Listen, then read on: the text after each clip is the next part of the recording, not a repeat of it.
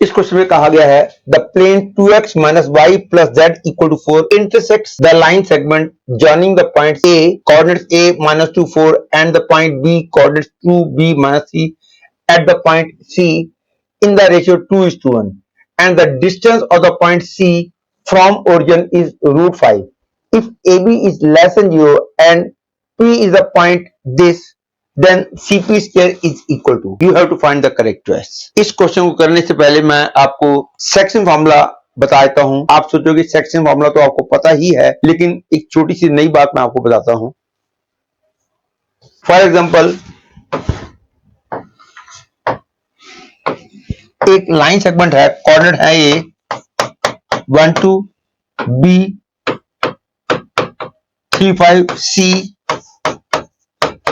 7/3, 4 and this is the point C. तो मेरे को पता लगाना है C पॉइंट AB को किस रेशियो में डिवाइड कर रहा है। नॉर्मली तो आपको पता ही होगा, लेट द रेशियो इज λ/1 करके आप इजीली कर सकते हो, लेकिन मेरा shortcut way of finding the ratio is, यदि मैं y कोऑर्डिनेट यूज करता हूं तो 5 - 4 1 4 - 2 2 आंसर आ गया 2:1, that is AC is to CB is 2:1। ये कोई जरूरी नहीं कि मैं y कोऑर्डिनेट यूज करूं, मैं x कोऑर्डिनेट भी यूज कर सकता हूं, लेकिन x कोऑर्डिनेट में क्योंकि फ्रैक्शन था इसलिए मैंने उसको अवॉइड किया। अदरवाइज चाहे x कोऑर्डिनेट यूज करो चाहे y कोऑर्डिनेट यूज करो, आंसर पक्का सेम ही आएगा।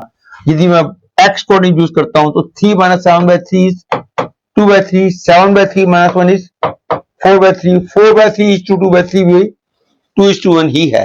हो सकता है कि कुछ बच्चे ये बोले कि आपने तो पॉइंट ही कुछ ऐसा लिया है ताकि रेशियो सेम आ गई है। कुछ बच्चे बोलेंगे यदि यहाँ पे मैं 2.5 ले लेता तो रेशियो सेम ना आती, लेकिन ध्यान रखो यदि मैं 2.5 ले लेता तो C पॉइंट उस केस में AB के ऊपर लाई ही नहीं करेगा, दैट इज उस केस में ACB कोलिनियर नहीं होंगे। तो फिर जब कोलिनियर नहीं होंगे तो C पॉइंट AB को किसी रेशियो में डिवाइड करने वाली बात गलत हो जाएगी। यदि C AB के ऊपर लाई करता है तो रेशियो सेम जरूर आएगी, और यदि रेशियो नेगेटिव आती है तो इसका मतलब हो गया C पॉइंट AB के बाहर लाई करता है, लेकिन लाई AB के ऊपर ही करता है यदि y कोऑर्डिनेट से और x कोऑर्डिनेट से रेशियो सेम आती है तो। और ये बात मैं 3D में भी यूज कर सकता हूं, और इस बात को यूज करके 3 पॉइंट कोलिनियर है कि नहीं है ये भी चेक किया जा सकता है, लेकिन मैं उसकी डिटेल में नहीं जाऊंगा। मैं इसी बात को अब मैं 3D में कैसे अप्लाई करूंगा वो बता देता हूं। तो 3D में मैं यही बात ऐसे बोलूंगा कि यदि A कोई पॉइंट है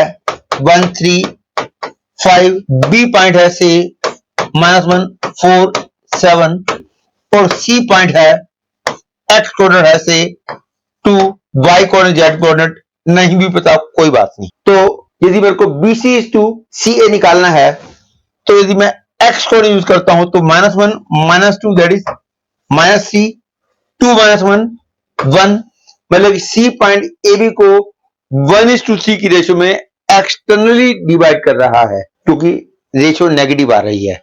और हो सकता है कि कुछ बच्चे ये सोचे कि एक्सटर्नली डिवाइड कर रहा है तो C पॉइंट AB के इधर लाई करेगा कि इधर लाई करेगा।